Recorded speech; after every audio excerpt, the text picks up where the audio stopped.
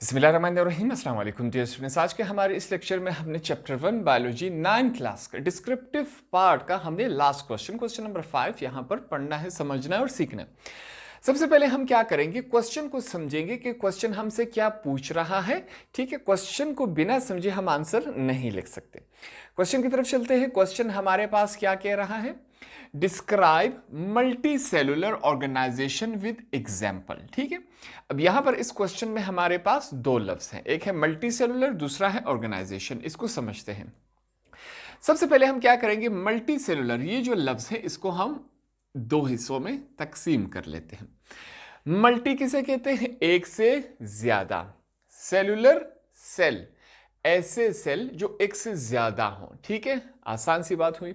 Organisation, इससे पहले भी हम इस चैप्टर में बार बार पढ़ते आ रहे हैं। जिस तरह हमने जिंदगी का पूरा एक चैप्टर पढ़ा कि किस तरह एटम्स, टिश्यूज, ऑर्गन सिस्टम, ये तमाम मिलकर स्टेप बाय स्टेप हमारे पास एक इंडिविजुअल, एक ऑर्गेनिज्म बनाता है। ठीक है, तो वो स्टेप बाय स्टेप जो होता है उसे हम क्या कहते हैं, ऑर्गेनाइजेशन कहते हैं। अब इस क्वेश्चन में हमसे क्या पूछा गया है कि हमने वो तमाम जानदार या वो जानदार बताने हैं कि जो एक से ज्यादा सेल से बने होते हैं, कैसे बने होते हैं, वो क्या होते हैं, वो क्यों होते हैं। ठीक है, सिर्फ हमने यहां पर हल्का सा टच देना है कि मल्टी सेलुलर एक से ज्यादा सेल से बनने वाले जानदार क्या होते हैं। एग्जाम्पल्स के साथ हम बताएंगे। आंसर की तरफ चलते हैं। सबसे पहले हम क्या करेंगे, डेफिनेशन लिखेंगे, मुख्तसर सा इसका तारुफ बताएंगे। Multi cellular organisms are made up of many cell. जिस तरह में हमने यहां पर सीखा था वही बात यहां पर बताई गई है कि जो मल्टी सेलुलर ऑर्गेनिज्म मतलब जानदार, ऐसे जानदार, मल्टी सेलुलर कौन से जानदार होते हैं, जो एक से ज्यादा सेल से बने होते हैं। यह बात हमने सीख ली। These cells depend upon each other for their survival। अब ये जो एक से ज्यादा सेल होते हैं वो एक दूसरे पे डिपेंड करते हैं, इन्हसार करते हैं ताकि वो जिंदा रहे, फॉर देयर सर्वाइवल। ठीक है, आगे चलते हैं। The structural and functional unit of life of all living organisms are cell. Science में, बायोलॉजी में हम बार बार पढ़ेंगे। इस चैप्टर में हमने पढ़ा कि जानदार के, अब जानदार में क्या आता है, इंसान एक जानदार है।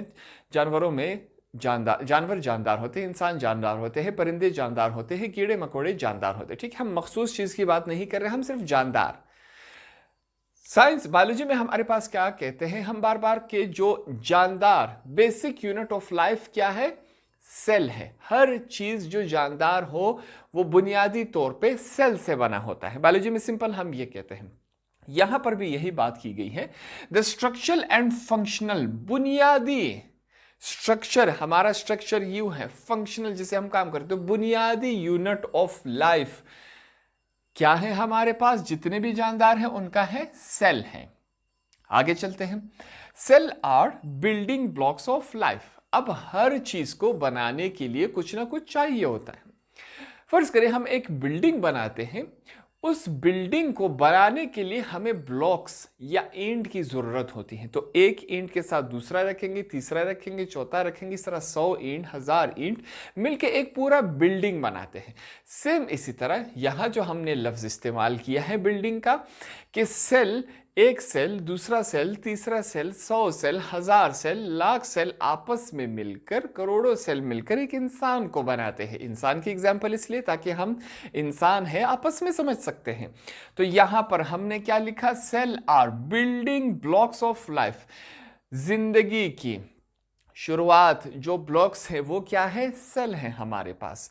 एक बिल्डिंग की शुरुआत किस चीज से होती है, ईंटों से होती है। These cells identify and attach to each other to form a multicellular organisms। अब ये जो सेल होते हैं वो एक दूसरे को पहचानते हैं कि कौन से सेल्स ने आपस में मिलना है, अटैच होना है, एक साथ होना है। ठीक है, वो पहचानते हैं एक दूसरे को। जब वो एक साथ मिलेंगे आपस में ये वाले सेल, तो वो क्या बनाएंगे, मल्टी सेलुलर ऑर्गेनिज्म बनाएंगे, ऐसा जानदार जो एक से ज्यादा सेल से बना हुआ हो। ठीक है, आगे चलते हैं। Its organisation is complex.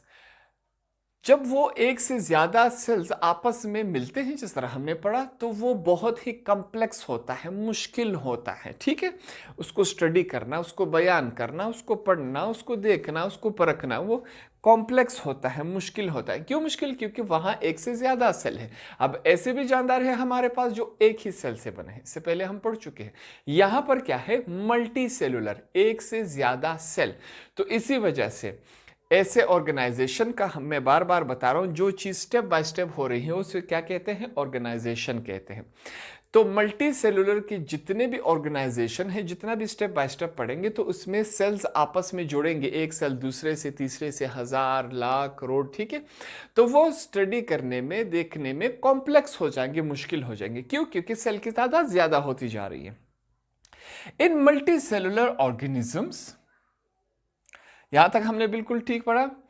In multicellular organisms, cells are organized in the form of tissues, organ and organ system। ठीक है, इससे पहले भी हम पढ़ चुके हैं कि ये जो ऑर्गेनाइजेशन है, या जो जिंदगी है, या इंसान है, या जानवर है, ठीक है, वो स्टेप बाय स्टेप बनता आ रहा है। इस तरह नहीं होता कि एक इंसान डायरेक्ट पैदा हो। अगर डायरेक्ट पैदा होता तो मदर के वोम में, माँ के पेट में हमें 9 महीने नहीं लगते, क्योंकि स्टेप बाय स्टेप इंसान बनता जा रहा है। तो यहां पर भी यही बात की गई है कि जो मल्टी सेलुलर, ऐसे जानदार जो एक से ज्यादा सेल से बने हुए हैं, वो क्या है? मुख्तलिफ स्टेप बाय स्टेप करते बने। कैसे? पहले टिश्यूज, फिर ऑर्गन्स की शक्ल में, फिर ऑर्गन सिस्टम की शक्ल में, इस तरह स्टेप बाय स्टेप करते हुए वो आगे बनते जानते हैं, फिर एक जानदार बन जाता है। आगे चलते हैं। Multi cellular organisms are mostly eukaryotic in nature. हमें फिर से क्या बताया गया है कि जो हमारे पास मल्टी सेलुलर ऑर्गेनिजम्स होते हैं, ऐसे जानदार जो एक से ज्यादा सेल से बने होते हैं, वो अक्सर यूकैरियोटिक शक्ल में होते हैं। अब इस लफ्ज को यहां पर थोड़ा सा डिफाइन करते हैं, इससे पहले भी हम कर चुके हैं। यूकैरियोटिक, ठीक है। इसको हम क्या डिफाइन करेंगे? करेक्ट या ट्रू, ठीक है, दोनों आप लिख सकते हैं।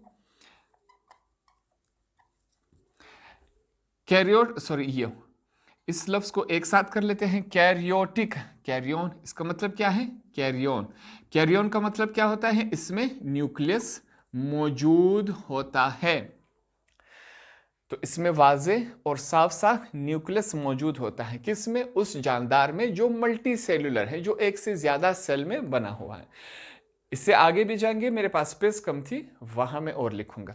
तो इस पूरे को पढ़ने और लिखने का मकसद यही है कि यहां पर हम बता रहे हैं कि मल्टी सेलुलर होता क्या है, ठीक है। ऐसा जानदार जो एक से ज्यादा सेल से बना हुआ होता है। अब यहां पर हम आहिस्ता आहिस्ता उनकी खूबियां बता रहे होते। अगर एक से ज्यादा सेल्स होता है तो वो उसका जो शक्ल होता है, इसको स्टडी करना मुश्किल होता है, क्योंकि सेल्स की तादाद ज्यादा होती है। वो सेल्स आपस में एक दूसरे को पहचानते हैं, वो आपस में एक ही साथ कनेक्ट रह जाते हैं, फिर एक जानदार बनता है, ठीक है। ये सेल्स आपस में एक दूसरे के साथ ही रहते हैं ताकि वो जिंदा रहें, वो इस बात पे मजबूर होते हैं, ठीक है। तो ये चीजें हमने यहां पर आहिस्ता आहिस्ता लिखी। और भी बेसिक सी चीजें लिखी, जैसे इंसान की या जानदार की बुनियादी unit, basic unit of life क्या है? हमारे पास सेल। बायोलॉजी में हम बार बार यही बात पढ़ेंगे। तो ये हमने कुछ चीजों को टच दिया ताकि हमें चीजें आसानी से समझ आ सके। यहां पर उसी डेफिनेशन को कंटिन्यू करते हुए हमारे पास क्या है? Due to multi cellularly the organism can have large size. अब मल्टी सेलुलर होने की वजह से वो जानदार, उसका साइज बड़ा होगा। क्यों बड़ा होगा? क्योंकि वहां एक से ज्यादा सेल है, सिंपल सी बात है। Examples of multi cellular organisms are, जिस तरह हमसे सवाल में ही पूछा गया था कि आपने मल्टी सेलुलर के ऑर्गेनिज्म के यहां पर एग्जाम्पल ही बताने हैं। तो पहला एग्जाम्पल यहां पर हमने क्या लिया? प्लांट से रिलेटेड। प्लांट्स भी तो जानदार होते हैं। पहला क्या है? मस्टर्ड प्लांट, जिसे हम ब्रेसिका कॉम्पेस्ट्रस कहते हैं, ठीक है। यहां पर तो पहला हमने इसका एग्जाम्पल लिया। हमारे पास ये क्या होता है, इसके बारे में थोड़ा सा जानते हैं, हल्का सा टच देते हैं, ताकि इसके बारे में हमें पता चल सके। ज्यादा डिटेल के अंदर हम नहीं जाएंगे। हमारे पास क्या है? It is an important plant from agriculture point of view. अब ये जो मस्टर्ड प्लांट है ये बहुत ही अहम प्लांट है। अगर हम इसको एग्रीकल्चर पॉइंट ऑफ व्यू से देखें, ज़राअत के शोबे से अगर हम इसको देखें, सबसे अहम पौधा है ये, हमारे पास प्लांट है हमारे पास। क्यों है, आगे इसको पढ़ते हैं। It is a common food of human being. अब ये जो है कॉमन फूड है इंसानों के लिए, बिल्कुल आम सी खुराक है इंसानों के लिए। कैसे है? Mustard oil is also extracted from its seed. अब इस पौधे के जो सीड्स होते हैं, बीज होते हैं, उनसे हम क्या निकालते हैं? मस्टर्ड ऑयल निकालते हैं। इसी वजह से तो इसे मस्टर्ड प्लांट कहते हैं। अब मस्टर्ड क्या होता है? मस्टर्ड ऑयल सरसों का तेल। आम इस्तेमाल में हम क्या कहते हैं? सरसों का तेल जो होता है वो कहाँ से निकलता है? मस्टर्ड प्लांट के सीड से निकलता है। हमारे रोजमर्रा के इस्तेमाल में ये रहता है, ये वाला ऑयल। ठीक है, अच्छा। सीड्स आर सो किसे कहते हैं? जो हम जमीन में रखते हैं, उसे बोते हैं, उससे पौधा निकलता है। ठीक है, ये सो वो वाला है, यहां पर मैं साथ में लिख लेता हूं। हाँ, बोते। अच्छा, seeds are sow in winters. ये जो सरसों के पौधे के जो बीज होते हैं उसे हम विंटर्स में बोते हैं, जमीन के अंदर रखते हैं। At the end of winter seeds are produced. अच्छा, सर्दी के खत्म होने तक हमारे पास बीज तैयार हो जाते हैं। ठीक है, अब इसी को हम आगे और कंटिन्यू करेंगे, ये यहाँ पर ख़त्म नहीं होगा, इसके अंदर कुछ और एग्जांपल्स हम लिखेंगे। ठीक है, तो मस्टर्ड प्लांट के बारे में हमने यहाँ पर थोड़ा सा सीखा कि जो मस्टर्ड प्लांट होता है वो बहुत ही अहम किरदार है, बहुत ही अहम पौधा है हमारे पास एग्रीकल्चर पॉइंट ऑफ व्यू से। क्यों है भाई? क्योंकि ये इंसानों के आम जिंदगी के खुराक में शामिल है। कैसे शामिल है भाई? मस्टर्ड प्लांट से जो है हम क्या निकालते हैं? सरसों का तेल निकालते हैं, वो हमारी आम जिंदगी में इस्तेमाल होता है। इसके बाद हम क्या करते हैं? ये जो इसके बीज होते हैं इसको हम जमीन में वापस रख सकते हैं, बोते हैं, ये हमारे लिए अगली फसल तैयार करता जाता है। आगे इसमें और चीजें ऐड करेंगे। तो यहां पर हमने जो एग्जाम्पल था मस्टर्ड प्लांट, उसी को कंटिन्यू करते रहना है। ठीक है, अब यहां पर हम क्या कर रहे हैं? ये जो 3 हमने हेडिंग्स दी हुई है मस्टर्ड प्लांट की, हम एग्जाम्पल दे रहे हैं कि मस्टर्ड प्लांट में क्या क्या होता है। साथ में मैं आपके लिए पिक्चर भी लगा दूंगा, आप उसको पॉज करके आसानी से देख सकते हैं।